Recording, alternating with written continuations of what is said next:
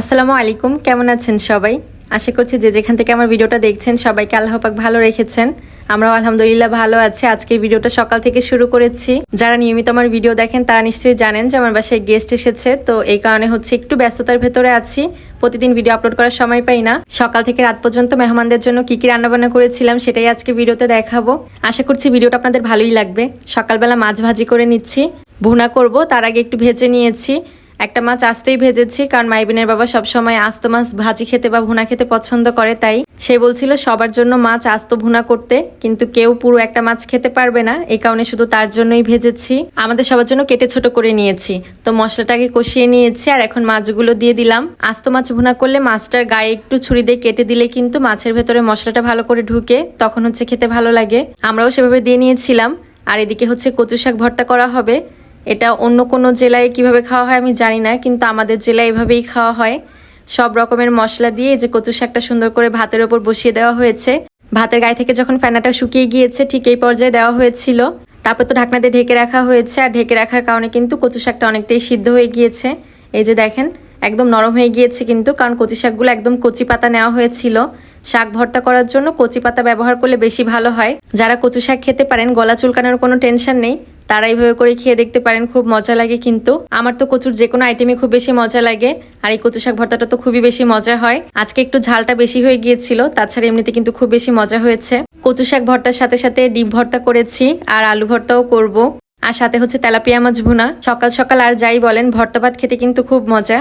মানে গরম ভাতের সাথে কয়েক রকমের ভর্তা হলে কিন্তু তৃপ্তি করে অনেক ভাত খাওয়া যায়। আমাদের রুটি বেশি একটা খাওয়া হয় না, এই ভর্তা ভাতই বেশি খাওয়া হয়। তো করলা ভাজি করা হয়েছিল, মাছ ভুনা করা হয়েছিল, মাংস রান্না করা ছিল, আর কচু শাক ভর্তা, সাথে ছিল আলু ভর্তা আর ডিম ভর্তা। তো এটা দিয়ে হচ্ছে সকালে নাস্তাটা করে নিয়েছি। আর এখন দুপুরের জন্য রান্না বান্না করব।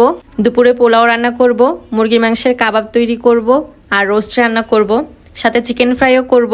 কাবাবের জন্য আগে মাংসটা রেডি করে নিব। মুরগির মাংসের কিমা নিয়েছি, তারপরে পেঁয়াজ বেরেস্তা, পাউরুটি নিয়েছি, ধনিয়া পাতা, টেস্টিং সল্ট, লবণ, সস, ডিম সবকিছুই দিয়েছি। আর হ্যাঁ, ঘরে তৈরি করা আমার কাবাবের মশলাটাও দিয়েছি।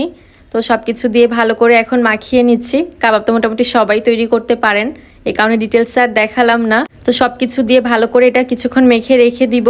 আর এই সাইডে হচ্ছে আজকে নবাবী সেমাই রান্না করব, তার কারণে সেমাইটা একটু রেডি করে নিচ্ছি। ঘি দিয়ে, গুঁড়া দুধ আর চিনি দিয়ে আগে সেমাইটা ভেজে নিয়েছি। আর সাইডে 1 কেজির মতো গুঁড়া দুধ কমিয়ে হচ্ছে হাফ কেজি করেছি, বা তার থেকেও একটু কম করেছি। আর এরপর এর ভেতরে ড্যানিশ দিয়েছি, এক্সট্রা কোনো চিনি দিইনি। ড্যানিশ দিয়েই যতটুকু মিষ্টি হয় ততটুকু হয়েছে, আর লাস্ট একটু কাস্টার্ড পাউডার গুলিয়ে দিয়েছি। তো এই তো ক্রিমটা রেডি হয়ে গিয়েছে, আর এখন হচ্ছে আমি ভালো করে এটা লেয়ার করে দিয়ে দিচ্ছি। আজকে খুব বেশি একটা ঢংসং করিনি, একদম শর্টকাটে সিম্পল ভাবেই হচ্ছে তৈরি করে ফেলেছি, কিন্তু খেতে ভালোই হয়েছিল। সাইডে রাইস কুকারে পোলাও বসিয়েছি, আর এখন এই ফাঁকে কিছু কাবাব ভেজে নিচ্ছি। আর সাথে রোস্ট রান্না করা হবে, এই কারণে রোস্টটা হচ্ছে সব মশলা দিয়ে ভালো করে মেখে রেখেছি। আজকে রোস্ট রান্নার পুরোটা দেখাবো না, কারণ আগে পরে আমি ভিডিওতে অনেকবার রোস্ট রান্না করা দেখিয়েছি।